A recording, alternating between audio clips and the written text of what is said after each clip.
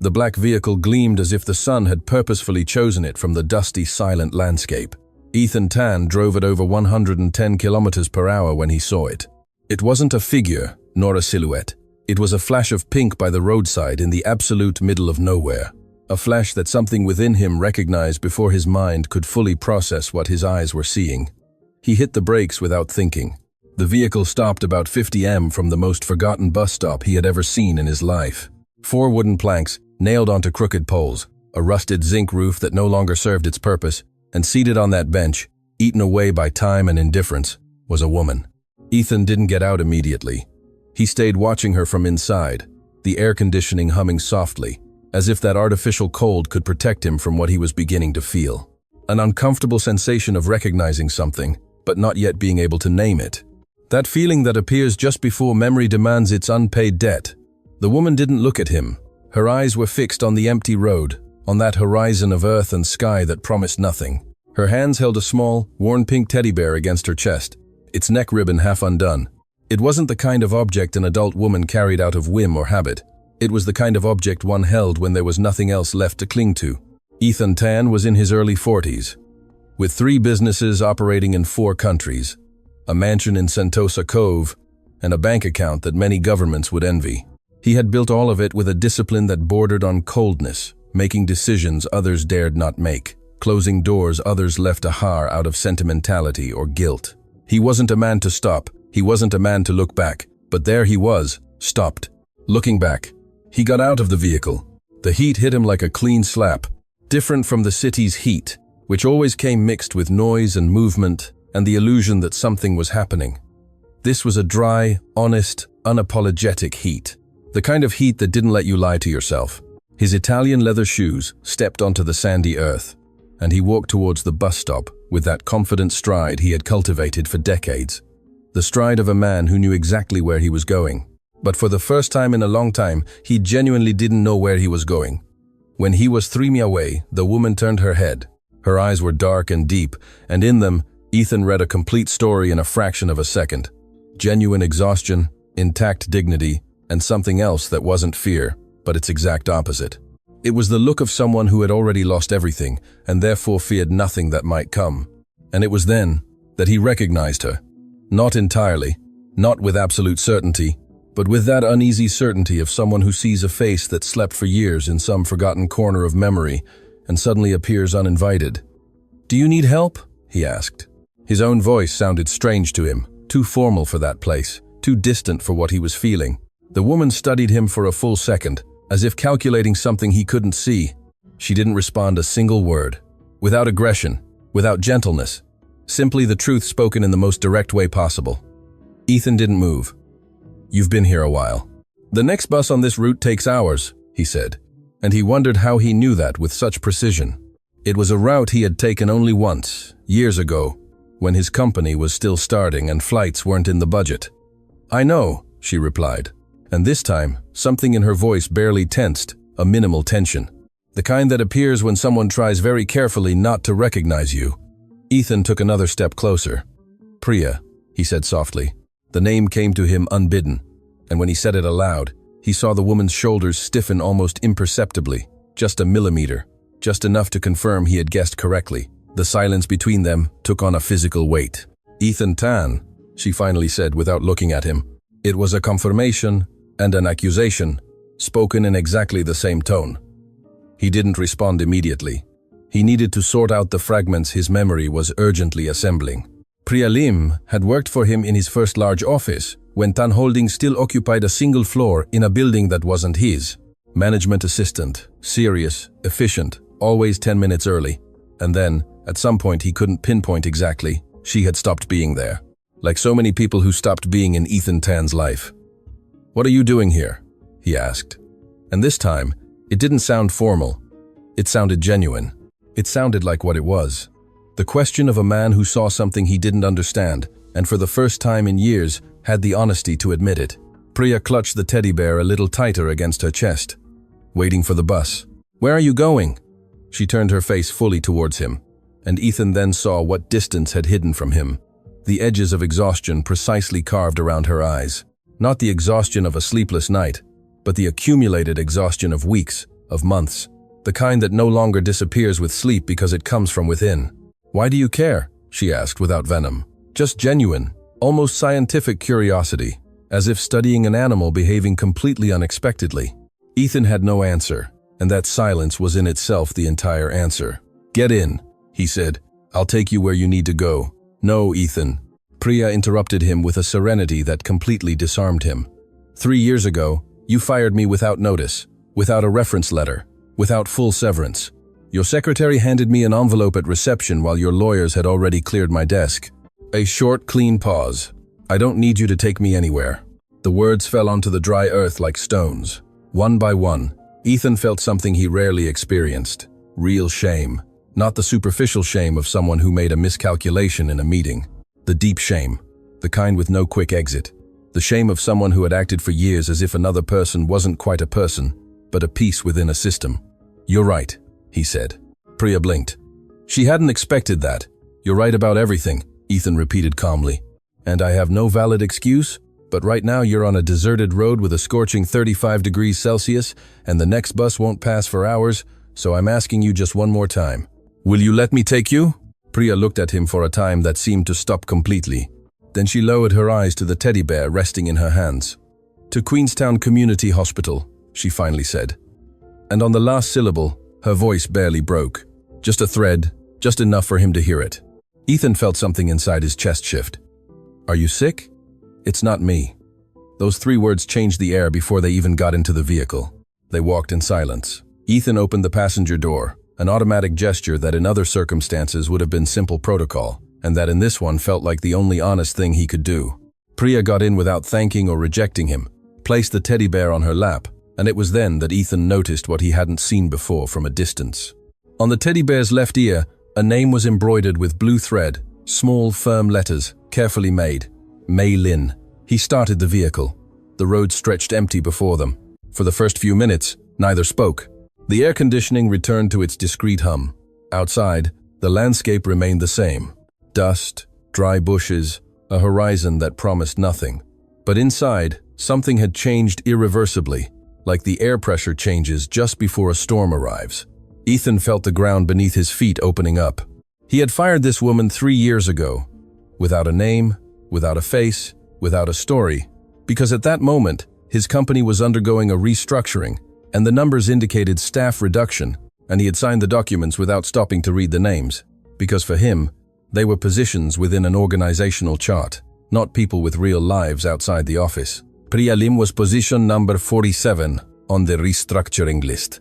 Now she was Maylin's mother, and Maylin was a 4-year-old girl with a name embroidered in blue thread on the ear of a worn pink bear that her mother clutched to her chest at a bus stop in the middle of nowhere. "Do you have anyone? Family?" Maylin's father? Priya turned her face to the window. Maylin's father left when she was 6 months old, and the diagnosis came. There was no bitterness in her voice, just a cold, real fact, like the temperature of a stone. "My mother passed away last year. I have a sister up north, but she has her own problems, so no." A brief pause. "I don't have anyone." 4 words spoken without melodrama, without seeking pity, just the loneliest truth Ethan had ever heard. Queenstown Community Hospital appeared on the horizon 20 minutes later. A gray concrete building with peeling walls, corridors full of waiting people, and that particular atmosphere of places where life and fear coexist in the same hallway. Ethan stopped the vehicle in front of the main entrance. Priya took the teddy bear, opened the door, and before getting out, turned to him with that formality that was her last shield. "Thanks for the ride." "Wait," Ethan said. She stopped. "Which ward is Mei Lin in?" Priya's eyes narrowed. Legitimate distrust, completely justified. Why? Ethan didn't answer immediately because the honest answer was also the most difficult he had had to utter in years of meetings, contracts, and negotiations. "Because I want to see her," he finally said. "Why?" The question hung between them in the afternoon heat, and the only true answer Ethan Tan had at that moment was also the most devastating he had built with his own words. "Because I believe it's partly my fault. You're here alone." Priya looked at him for a timeless moment, and then, without saying anything else, she got out of the vehicle and waited for him to get out too. The man who had everything was about to discover the only thing he lacked, to see himself through the eyes of someone he had unknowingly failed, and what he would find inside that hospital would change his life and Mei Lin's forever. Queenstown Community Hospital smelled of disinfectant and waiting. Ethan Tan had been in private clinics all his life, places where silence was part of the service, where nurses spoke in hushed tones, and corridors had paintings on the walls and plants in the corners. Places where money turned suffering into something more tolerable, more orderly, easier to look at. This was different. The pediatric ward's walls were painted with cartoons that had once been colorful, worn by time into pale shades that no longer cheered anyone. The waiting room chairs were completely occupied by families carrying that particular weight of those who hadn't slept well for days. An elderly lady prayed silently, holding prayer beads in her fingers. A young man stared at the floor, elbows on his knees, jaw clenched. A girl about 6 years old slept on what appeared to be her grandmother's lap, mouth slightly open and completely oblivious to everything. Ethan walked silently behind Priya. She moved down the corridor with the naturalness of someone who knew every tile by heart. She greeted the nurses on duty with brief gestures. She asked about Mei Lin with that mix of urgency and control that only mothers who have learned to hide their panic so as not to transmit it to their children develop. "How is she this morning?" she asked a nurse on duty, whose name tag read, Sister Hui. Calmer than yesterday, the woman replied with that specific warmth of someone who works with sick children and has developed an unshakable tenderness. "She was asking for you early. I told her you'd be coming in the afternoon." And she calmed down. Priya closed her eyes for a second. Just 1 second. Then she opened them and continued walking. Ethan saw that gesture and felt something he couldn't name at that moment, but which was, undoubtedly, a form of impact. Room 14B was at the end of the corridor. Priya stopped in front of the door, turned to Ethan, and looked at him with an expression that was half warning and half something he couldn't yet decipher. "She doesn't know anything about you," she said.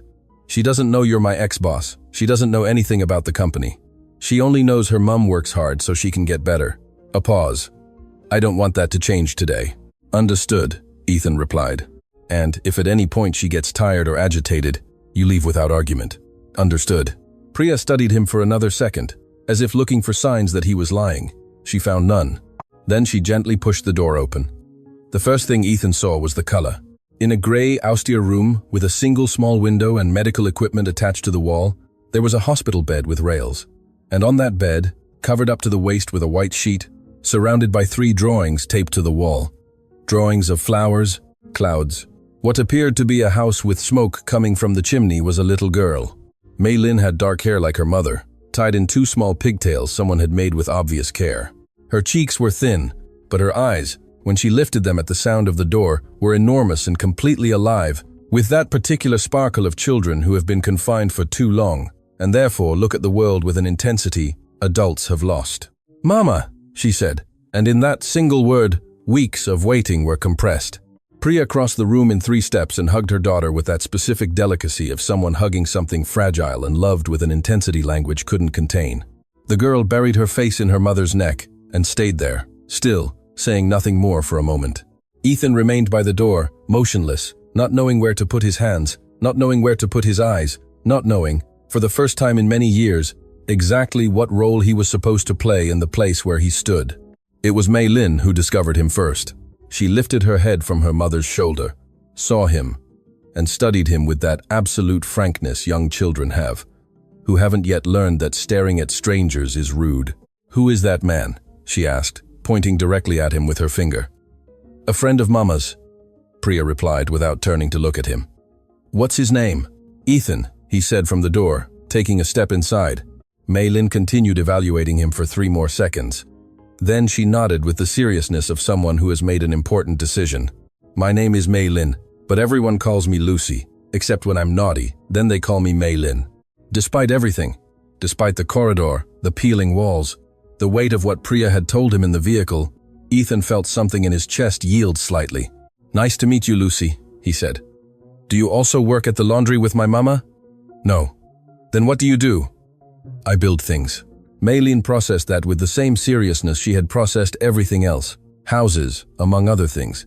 "I want Mama and I to have a house with a garden," she declared, with the absolute conviction of a 4-year-old.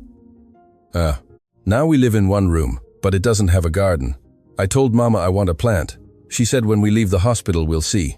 Priya, who had been smoothing her daughter's blankets with soft, precise movements, said nothing, but Ethan saw her fingers pause for an instant on the white fabric. Just an instant.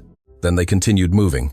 Ethan pulled a plastic chair next to the bed and sat down, maintaining a respectful distance, not invading that space that was clearly theirs alone. For the next half hour, he observed. He observed how Priya told Maylin about her day, with a detail and energy that didn't match the exhaustion he had seen on her face during the drive. He observed how she invented small anecdotes about the laundry, about a pigeon that had gotten in through the window that morning and caused a brief, ridiculous chaos that made Maylin laugh with that child's laugh, that filled any room no matter its size. He observed how Maylin, without anyone asking, proudly showed him the drawings taped to the wall. "I made that one," she said, pointing to the house with smoke. "Sister Hui brought me paper and colors. See the smoke? It's because they're cooking something yummy inside." "What are they cooking?" Ethan asked. Maylin thought about it with absolute seriousness. "Soup with potatoes and carrots, like Mama makes when it's cold." Ethan looked at Priya. She was looking at her daughter's drawing with an expression he couldn't entirely interpret, but which contained something of gratitude and something of pain mixed in a way that couldn't be separated. Then the doctor arrived. Dr. Lee had the age and appearance of someone who had been delivering difficult news for too many years and had learned to do so without losing his humanity, which was probably the hardest way to practice any profession. He greeted Priya with the familiarity of someone who knew her well. He gently ruffled Maylin's hair, which she received with the comfort of habit. And then, with a discreet glance at Ethan, he asked Priya if they could speak for a moment outside. "Lucy, I'll be right back," Priya said, kissing her daughter's forehead. "Bring me juice from the machine," Maylin requested. "If I'm good, they'll bring me juice too," Dr. Lee told her conspiratorially. And Maylin laughed. The three went out into the corridor. The door closed softly. "Doctor." Lee looked at Ethan with a question in his eyes. "He's trustworthy," Priya simply said. The doctor nodded and lowered his voice. "The results of the latest tests confirm what we feared. The valve is deteriorating faster than we initially projected." He spoke with clinical precision, but with his eyes on Priya, attentive to how she received each word. "We need to schedule the surgery within the next 3 weeks at the latest. If we wait longer, the surgical risk increases significantly." Priya listened without moving, with that stillness.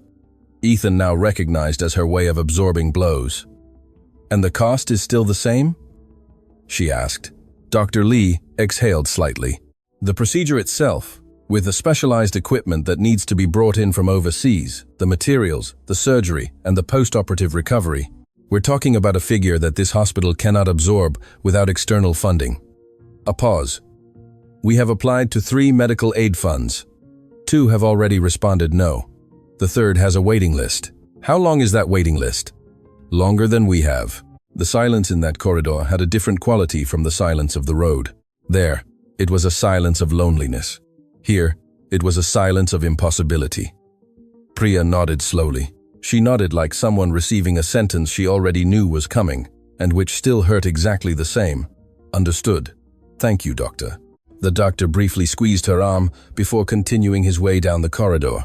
Priya remained standing by the wall, looking towards the closed door of room 14B.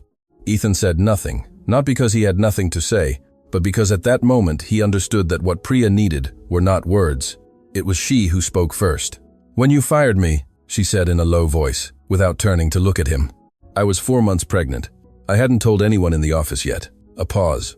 "With that job, I had medical insurance. With that medical insurance, I could have had Maylin's tests done from the beginning, when the symptoms were minor and the surgery was simpler." The words weren't an attack. They were worse than that. They were a fact.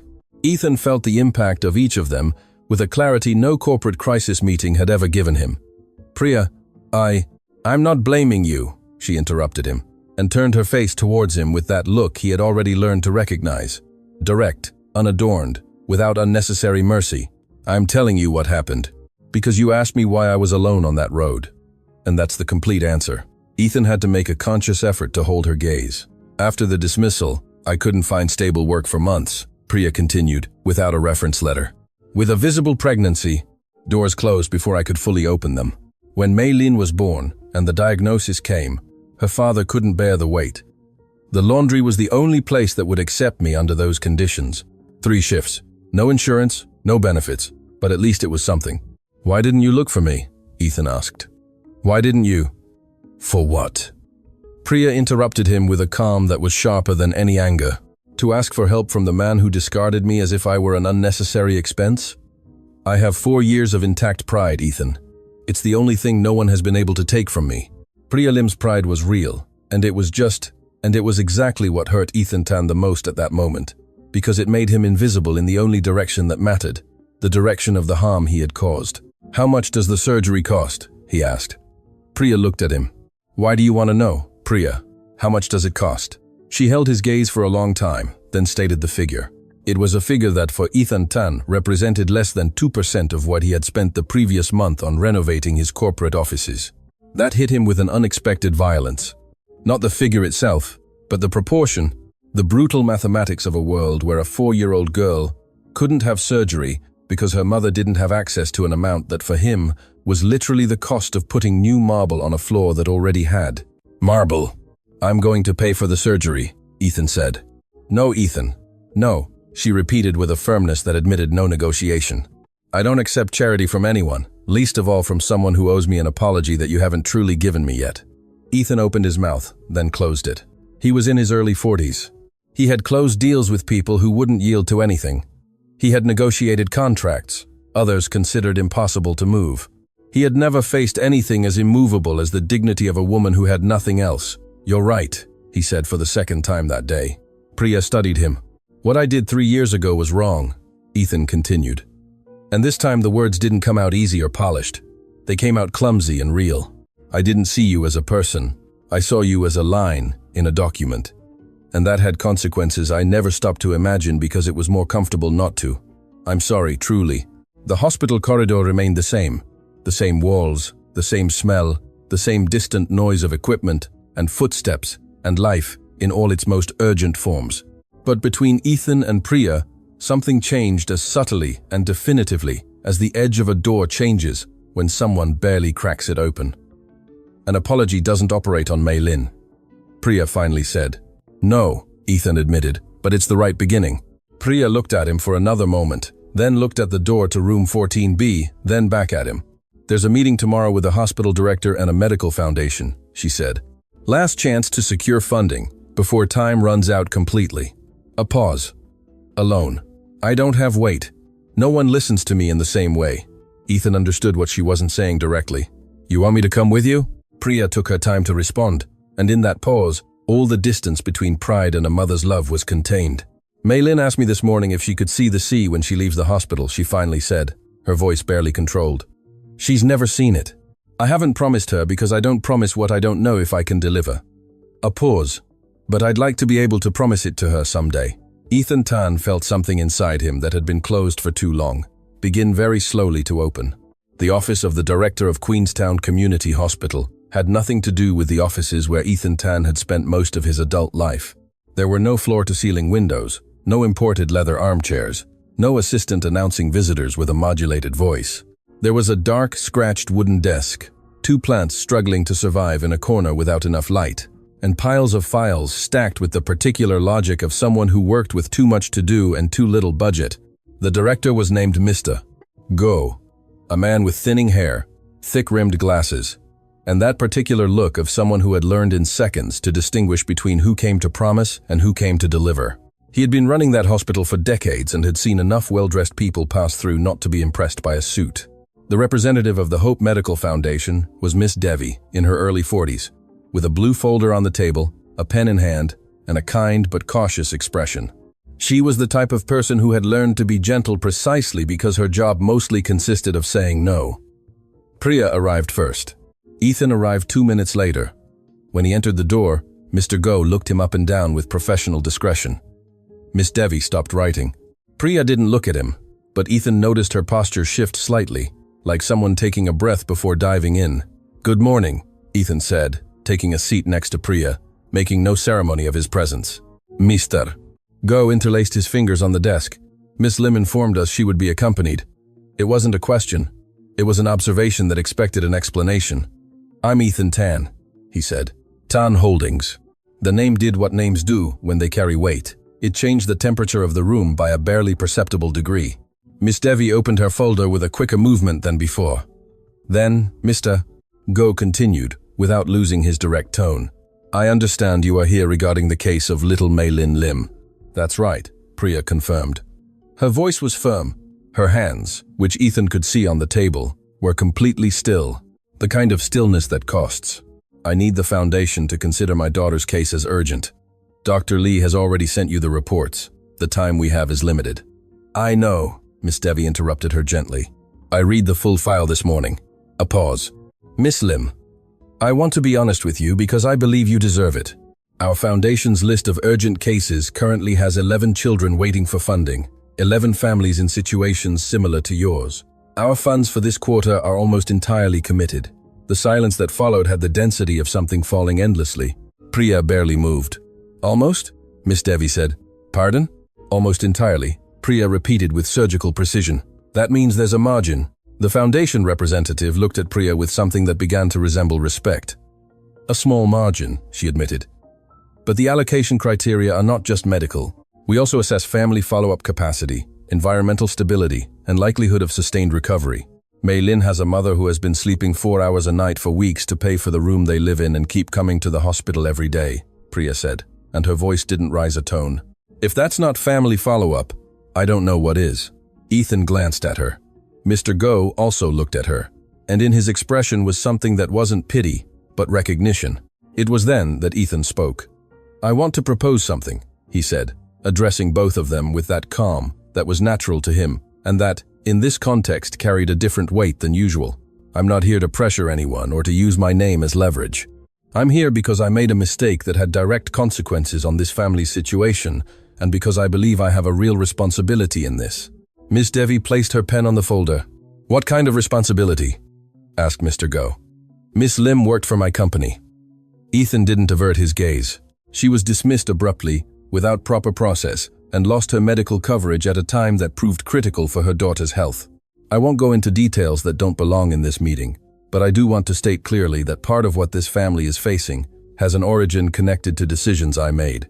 The silence was different this time, denser, more uncomfortable. Priya's eyes were fixed on the table. What I propose, Ethan continued, is co-financing.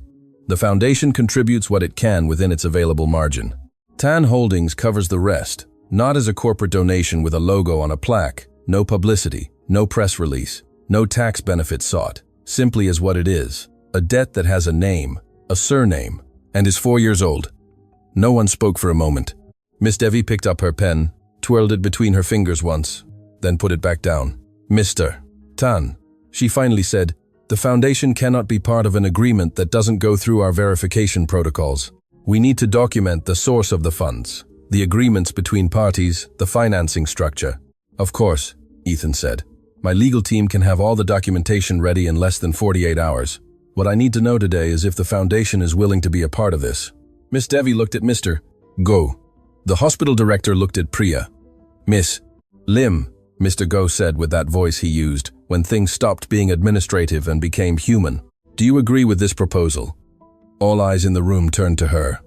Priya looked up from the table, looked at the director, then at Miss Devi, and finally at Ethan with that look he already knew, direct, unadorned, measuring every millimeter of what she saw. I have a condition, she said. Tell me, Ethan replied. This doesn't make me beholden to anything. I don't owe you gratitude. I don't owe you favors. I don't owe you access to my life or Mei Lin's beyond what I freely decide. A pause. Mei Lin is having surgery because she needs it and because it's fair, not because someone wants to feel good about themselves. The room was suspended. Ethan nodded. That condition is completely reasonable, he said. And there's something else, Priya added, and her voice dropped just a tone, enough for the following words to sound different.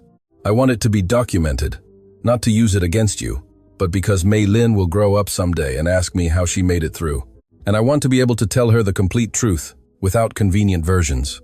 It was the second time in 2 days that Priya Lim's words left Ethan Tan without an immediate answer. Not because he had nothing to say, but because what she had just asked for was exactly the opposite of how he had operated his entire life. With convenient versions, with narratives constructed to protect his image, with half-truths that resembled honesty without being entirely so. It will be documented, Miss Devi finally said. She picked up her pen for the third time, and this time she did write something. Mr. Go leaned back slightly in his chair and exhaled with the discretion of someone who had been waiting for things to go well for years and still couldn't quite get used to it when they actually did. The meeting lasted 40 more minutes.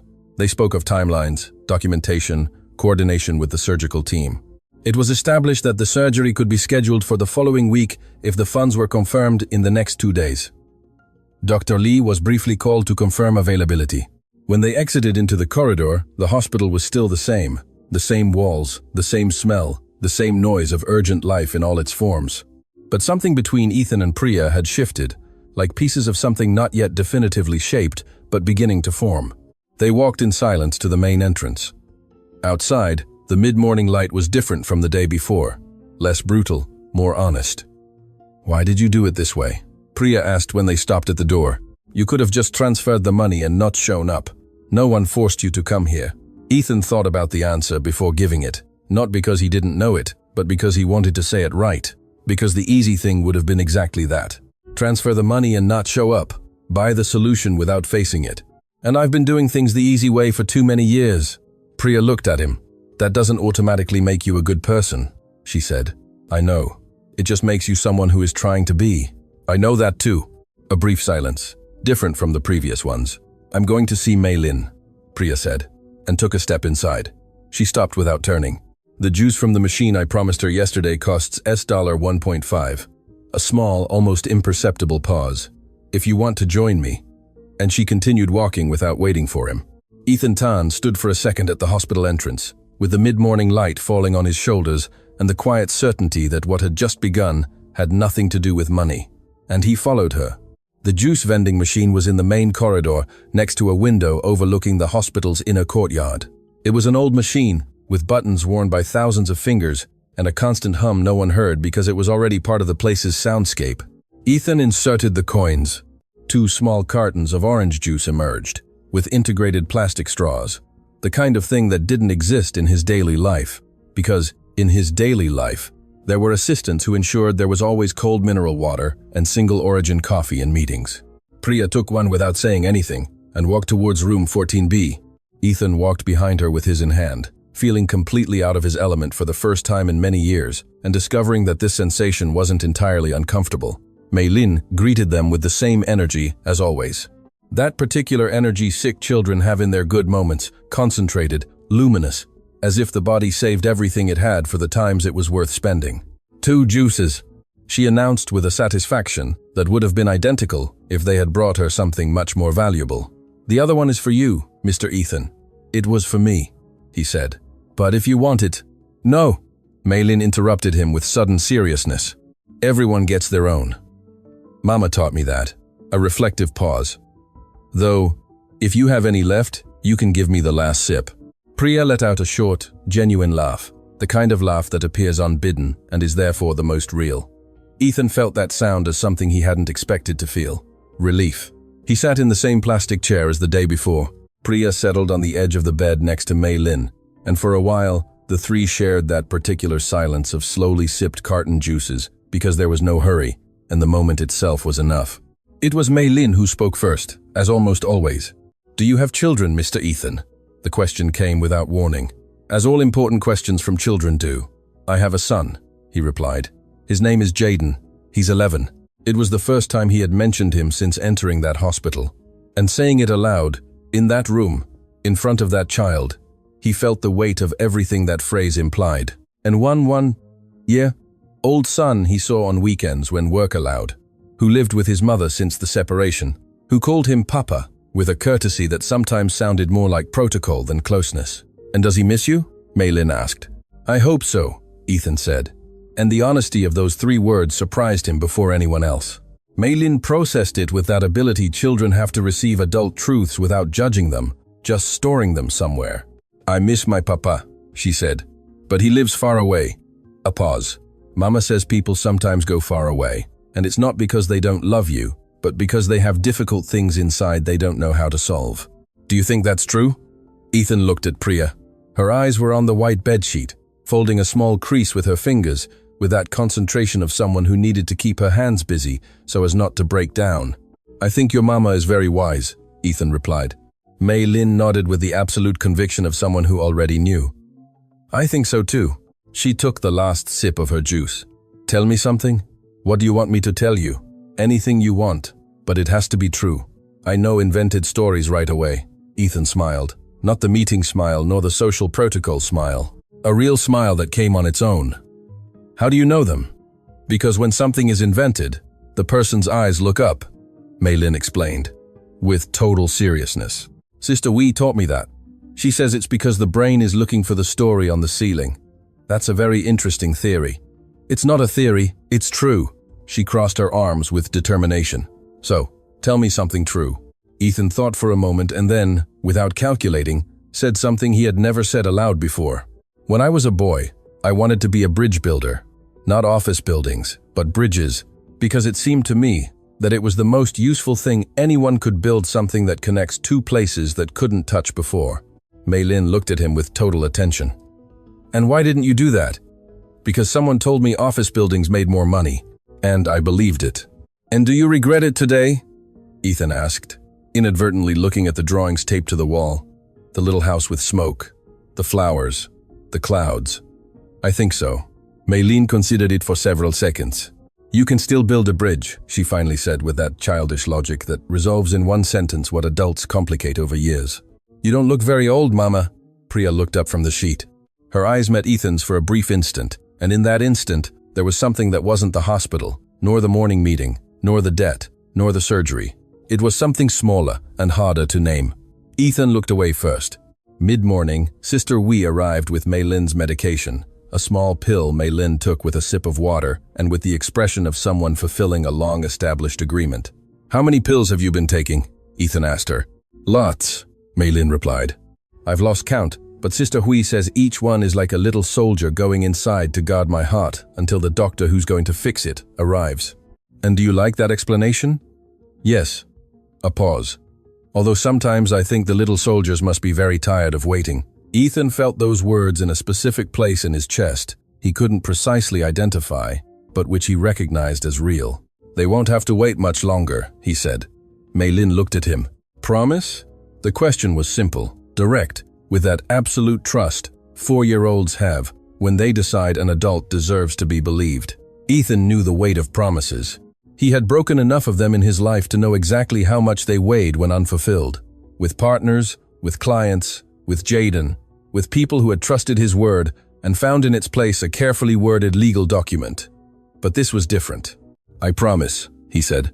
Mei-Lin nodded once, with the solemnity of someone who had just signed the most important agreement in the world. Good. She leaned back on her pillow with the satisfaction of someone who had just resolved something pending. Then when my heart is fixed, I want to go see the sea. Does the sea really exist, or only in pictures? It really exists. Is it as big as they say? It's bigger than you can imagine right now. Mei-Lin closed her eyes with a small, serene smile. The smile of someone who had just received exactly what she needed. Priya, who had been silent for the last few minutes, quietly stood up and adjusted her daughter's pillow with those precise and loving gestures that were mother's private language. They went out into the corridor when Mei-Lin fell asleep. The hallway was quieter than in the morning. Midday light entering through the far window, turning the gray concrete into something almost warm. You shouldn't have promised her that, Priya said, but her voice held no harshness, only an honest warning. I know, Ethan admitted, but it was true. True promises can also be broken. Not this one. Priya looked at him for a moment. When was the last time you saw Jaden? She asked. The question came without apparent transition, but Ethan immediately understood why she was asking it. It wasn't a question about Jaden. It was a question about him. 3 weeks ago, he replied. Why? Work. It's always work. Yes, Ethan said. It's always work. The silence that followed wasn't uncomfortable. It was the kind of silence that only existed between people who had stopped pretending everything was fine. Mei-Lin hasn't been able to leave that room for weeks, Priya finally said, looking at the closed door of 14B. And in that time, she's learned the names of all the nurses. She knows which days the sun comes through the window and which days it doesn't. She's memorized the sounds of the corridor and can tell you if the medicine cart is the morning one or the afternoon one, just by the sound of its wheels. A pause. She doesn't waste anything. Not a single moment of anything. Ethan listened to that and thought of all the things he had wasted. Not in abstract, but in concrete. Jaden's calls he'd put off. Birthdays he'd arrived late for. Nights he'd preferred a report over a conversation. I have to call Jaden today, he said. Yes. Priya said nothing more, but something in her posture settled slightly, as if a tension that had been nameless finally found a way to reduce itself a little. "The surgery is set for next week if the funds are confirmed tomorrow," she said, returning to practical reality. With her ability to move between the emotional and concrete worlds without losing her footing in either. "The funds will be confirmed tomorrow," Ethan said. "How can you be sure?" "Because tonight, I'm personally going to review every document and every transfer necessary, so there are no possible delays." Priya looked at him. "Why is it so hard for me to believe you?" "Because I had to earn it, and I still haven't entirely," he replied without hesitation. That answer disarmed her. Ethan saw it, and he also saw what came next. Not trust yet, but something that resembled it from afar. The minimal opening of someone who had decided, against her own protective instinct, to give a chance to the possibility of things being different. "I'll confirm the funds tomorrow morning," Ethan said. "I'll be here tomorrow morning," Priya replied. They parted at the hospital entrance. Midday light, honest heat, the distant noise of the city following its own rhythm, unaware of what had just happened in that corridor. Ethan got to his vehicle, took out his phone, and searched for the contact that simply read, "Jaden." He dialed. It rang 3 times. "Papa," and one. "Yeah," old voice said, with that mix of surprise and caution that develops when calls aren't frequent. "Hello, son," Ethan said. "How was your day?" And for the first time in a long time, he asked the question for real. The funds were confirmed at 9 a.m. the next day, exactly as Ethan had promised. There was no celebration, no emotional call, no message laden with grand words. There was an email from Tan Holdings' legal department to the Hope Medical Foundation, with all documents in order, all signatures in place, all amounts verified, clean, complete, without flaws. Priya read it 3 times, sitting in the room where she lived with Mei Lin before the hospital admitted her. A small room in an old HDB flat in Commonwealth, with a window overlooking a wall and a kitchen that was actually an electric hot plate on a shelf. The kind of place one rented when all that mattered was having a roof and a price that didn't exceed one's salary. She read the email 3 times, and then closed it. She didn't cry. She had been saving her tears for so long for moments when Mei Lin couldn't see her, that she almost no longer knew how to release them when she was alone. She wrote a short message. "Received. Thank you." Ethan replied in less than a minute. "How is she today?" Priya looked at the question for several seconds. It was a simple question, but it came from someone who 2 days ago was just a figure from the past whom she had deliberately chosen not to remember, and who now asked about her daughter with a naturalness that had no obvious place within the organized narrative she had built to survive. She replied, "Well, nervous, though she doesn't say it." "And you?" She looked at that question even longer, then turned off the screen and went to prepare for her laundry shift. The surgery was scheduled for 7 a.m. the next day. That afternoon, when Priya arrived at the hospital, she found Mei Lin quieter than usual. It wasn't the kind of stillness that came from pain. It was the stillness of someone processing something too big for her size. Sister Hui had explained to Mei Lin what was going to happen with her particular skill of turning difficult things into something children could handle. That tomorrow, very skilled doctors would go in to fix her heart while she slept a special sleep, and that when she woke up, she would feel like she could breathe in a way she had never felt before. Mei Lin had listened to everything in silence. Then she had asked if it would hurt. Sister Wei had told her that when she woke up, it would sting a little, but she would be surrounded by people who would take care of her. Mei Lin had nodded and said nothing more for several hours. When Priya entered the room, her daughter was looking at the ceiling with that concentration of children who are thinking about something they don't yet have words to express. "Hello, my love," Priya said, sitting on the edge of the bed. "Hello, Mama." Brief silence. "Are you scared?" Priya asked softly. Mei Lin took a moment. "A little," she admitted. "But Sister Hui says fear is just the body warning, that something important is going to happen, that it's not bad. It's like when your hands shake before opening a very big present." Priya felt something constrict in her throat. "That's exactly what it is," she said. Mei Lin turned her head towards her mother. "Are you scared too, Mama?" "Yes, the same kind, exactly the same kind." Mei Lin extended her small hand and placed it over her mother's. A gesture so simple and complete that Priya had to look towards the window to keep from breaking down in front of her. "Then we're both scared together," Mei Lin said. "That's better than being scared alone, right?" "Much better," Priya confirmed, her voice barely steady. They were the most important words anyone had said to her in years. And they had been said by a 4-year-old girl from a hospital bed with an empty juice carton on the nightstand and 3 drawings taped to the wall.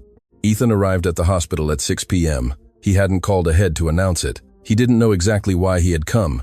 He only knew that morning he had been in his office looking at contracts, and at some point, he had stopped reading them because his mind was in the hospital corridor and with a little girl who had tired soldiers inside her chest.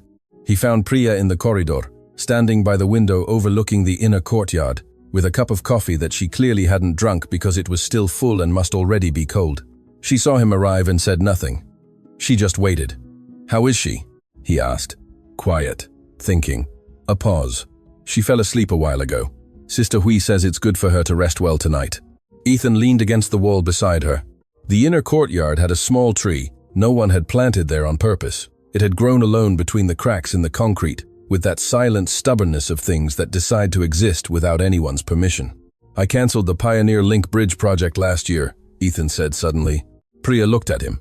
It was a pedestrian bridge to connect 2 estates that have been separated by a ravine for decades, he continued. "The economic feasibility study said it wasn't profitable.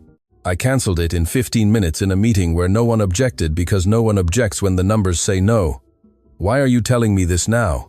Because today, I was thinking about what I told Mei Lin, that as a child I wanted to build bridges because they connect things that can't touch." A pause. "And I realized I've been building the exact opposite for years." Priya didn't reply immediately. She looked at the tree in the courtyard. "Did you call Jaden yesterday?" she asked. "Yes." "How was it?" "Awkward at first," Ethan admitted. "Like, when someone does something they don't usually do, and others don't quite know how to receive it. But then he told me he has a science project about freshwater ecosystems, and that he's worried he won't have enough time to finish it well." A pause. "He talked to me for 40 minutes. I didn't know Jaden could talk like that." Priya turned her face towards him. In her expression was something not exactly tenderness, but which approached it from an unexpected angle. "You both have that in common," she said. "Mei Lin also won't stop talking when she finds someone who truly listens." "And you?" Ethan asked. "Me? What? When was the last time someone truly listened to you?" The question hung between them in the silent corridor. Priya looked at her cold coffee, then at the tree in the courtyard, then at Ethan with that direct gaze he already knew, but which this time had something different within it. A small fissure, the kind that appears not from weakness, but from the opposite, from the enormous fatigue of having been strong for too long without rest. "I don't remember," she finally said. Ethan said nothing. He just listened, which was exactly what she had responded without saying it.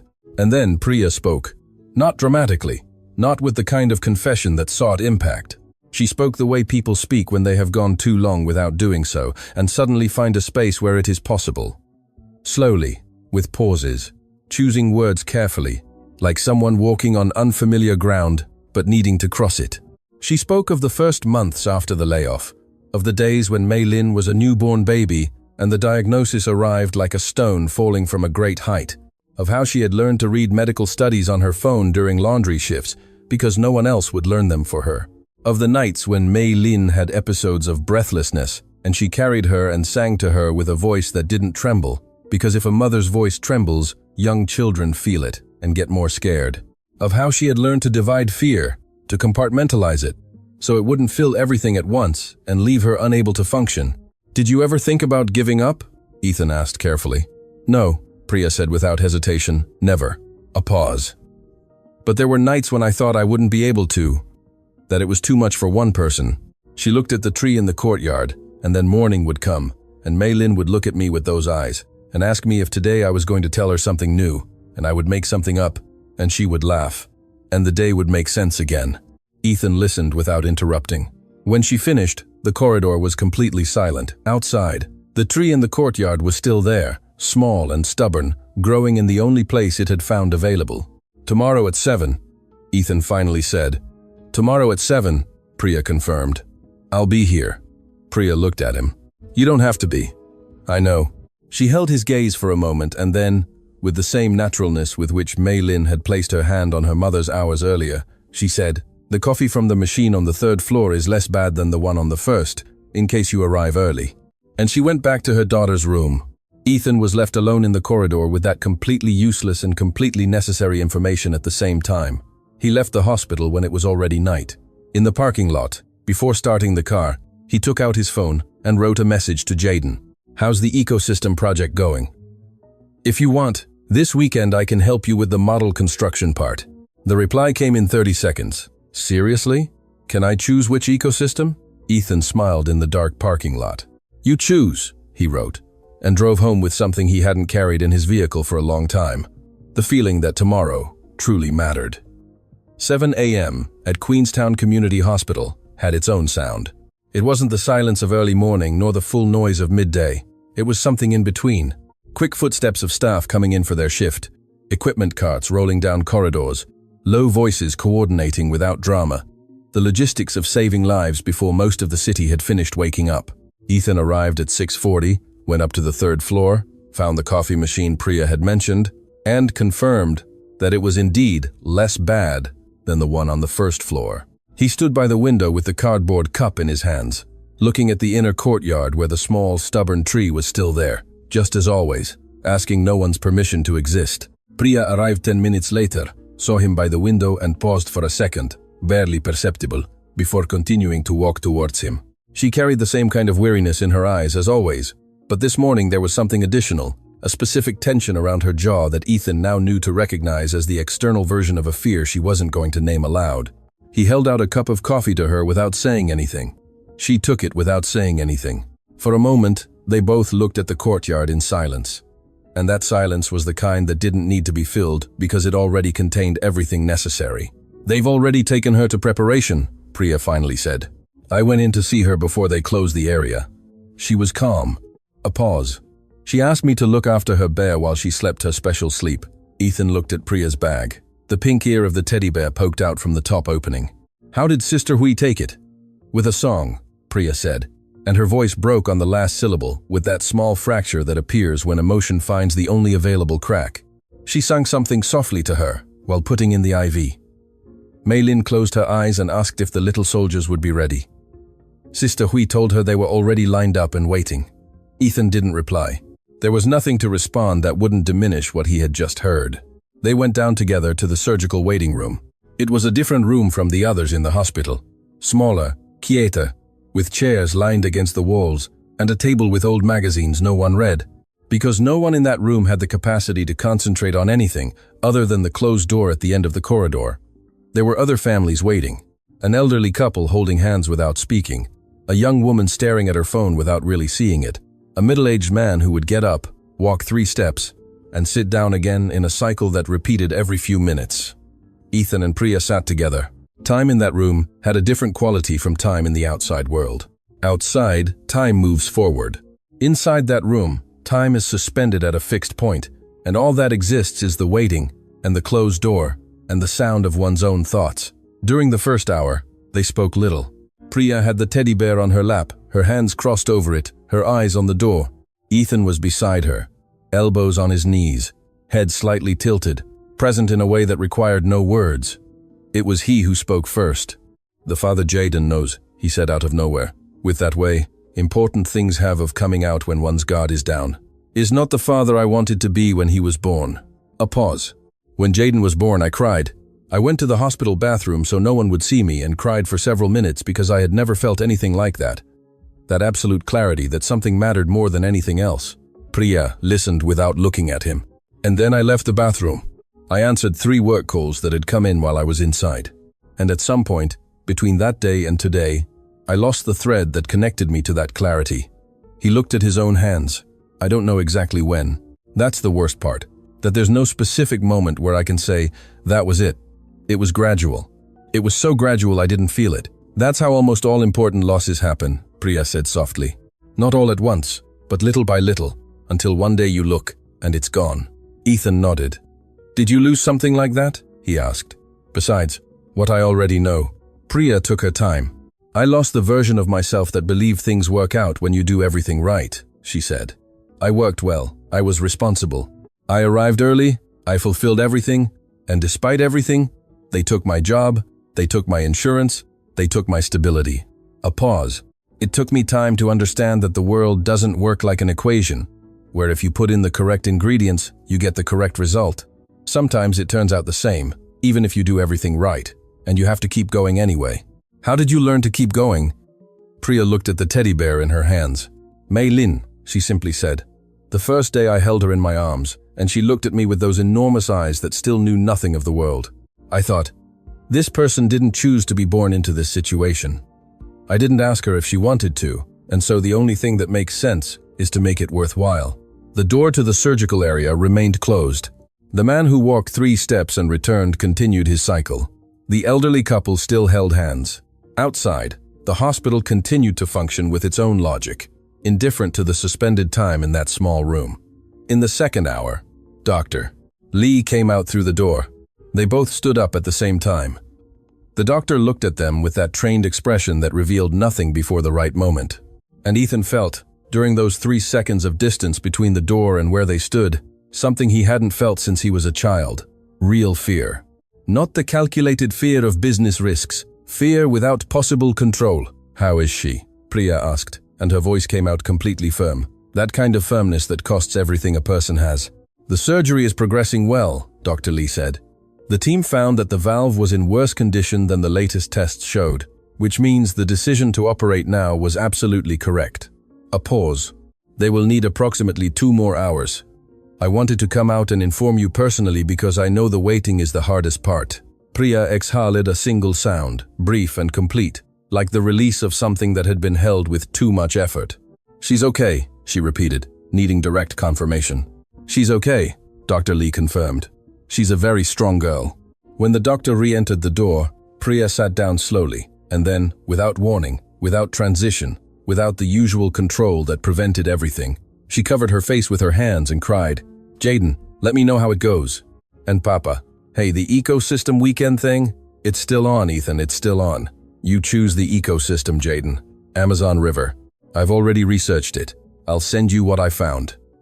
Ethan put away his phone and felt something that had no precise name, but which was a form of gratitude. He showed the exchange to Priya without saying anything. She read it. A small smile appeared on her face. The first of the morning. Amazon River, she said, ambitious. It's me, Ethan replied. And at that moment, in that waiting room with plastic chairs and old magazines and suspended time, something between them settled in a place that had no name yet, but which was real and solid, and completely different from anything that had existed between the two before. The door to the surgical area opened 2 hours later. Dr. Lee came out with a different expression than before. Not the trained expression of someone administering information, but the expression of someone who had just been part of something worthwhile. The surgery was successful, he said. 3 words. Priya closed her eyes. She kept them closed for several seconds, clutching the teddy bear to her chest, exactly as Mei Lin carried it when Ethan had first seen her on that deserted road. Can I see her? She asked, her eyes still closed. In an hour, when she wakes up from the anesthesia, Dr. Lee replied. And Miss Lim, I want you to know that your daughter, even asleep, even in the operating room, at some point made a gesture with her hand as if she were holding something. Priya opened her eyes. Sister Hui said she was probably looking for her bear. The doctor continued with a smile that was anything but protocol. So I think when she wakes up, that will be the first thing she asks for. Priya looked at the teddy bear in her hands, and this time, the tears didn't ask permission. Ethan stood beside her, and when Priya, without thinking, without calculating, without the usual shield of years of solitude and resistance, briefly rested her forehead on his shoulder for a second. No more than that, a second. He didn't move. He just was there, which was exactly what was needed. When they separated, neither of them mentioned it. There was no need. Some things don't need to be named to be real. I'm going to call Sister Hui, Priya said, regaining her practical voice with her ability to move between worlds without losing her footing in either. I'll get coffee, Ethan said, from the 3rd floor. Good, she said. And as they walked in different directions down that corridor they now knew by heart, they both knew, without saying it, that in an hour, Mei Lin would wake up, and the pink bear would be waiting for her. Mei Lin woke from anesthesia asking for her bear. It was the first thing she said before asking for her mother, before asking if it had hurt, before processing where she was or what had happened. Her eyes opened slowly in that recovery room with its dim lights and silent machines. And her first word was a name embroidered in blue thread. Where's my Lucy bear? Priya, who had been sitting by the bed for 40 minutes waiting for that moment, placed the pink teddy bear in her daughter's hands before the question had even finished. Mei Lin hugged it to her chest with eyes still half closed. He was waiting for you, Priya said, with a voice that wasn't entirely steady, and didn't try to be. I know, Mei Lin murmured. with that quiet certainty children have who don't doubt important things. I was waiting for him too. She closed her eyes again, but this time it wasn't the sleep of anesthesia. It was the clean sleep of someone who, for the first time in a long time, could truly rest, because something that had been broken for too long had just been repaired. Doctor. Lee checked her vital signs an hour later and said a phrase Priya kept somewhere where things that are never forgotten are stored. Her heart is functioning as it always should have.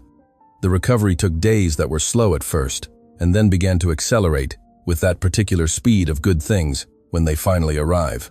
Mei Lin was the kind of patient who drove doctors crazy in the best possible way.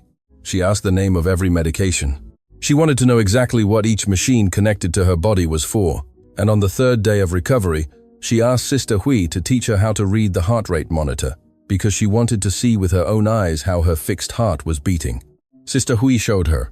Mei Lin looked at the green line moving up and down on the screen for a long moment. Before, it would get tired, she said. Now it won't get tired anymore, right? Now it has much more strength, Sister Hui confirmed. Mei Lin nodded with the seriousness of someone who had just received the most important information of her life. Then the little soldiers can rest, she said. They've done their job. Ethan returned to the hospital every day during recovery. He didn't make announcements about it. He didn't plan it as a strategy, nor did he think of it as a calculated gesture. He simply showed up as he had appeared the afternoon before the surgery, because it was where he needed to be, and because he had stopped looking for a rational justification for it. He brought juice from the vending machine in the corridor, sat in the plastic chair. He listened to Mei Lin talk about the heart monitor, about the dreams she'd had during anesthesia, about a book on marine animals that Sister Hui had gotten for her, and that Mei Lin studied with the concentration of a researcher. One day he arrived with Jaden. He hadn't planned it. Jaden had called that morning asking how the girl in the hospital was doing, and Ethan, instead of replying with a message, had said, "Do you want to come meet her?" Jaden had taken exactly 2 seconds to reply yes. When they entered the room together, Mei Lin looked up from her marine animal book and studied Jaden with her absolute frankness. "You're the one from the river ecosystem," she said. Jaden blinked, surprised that she knew.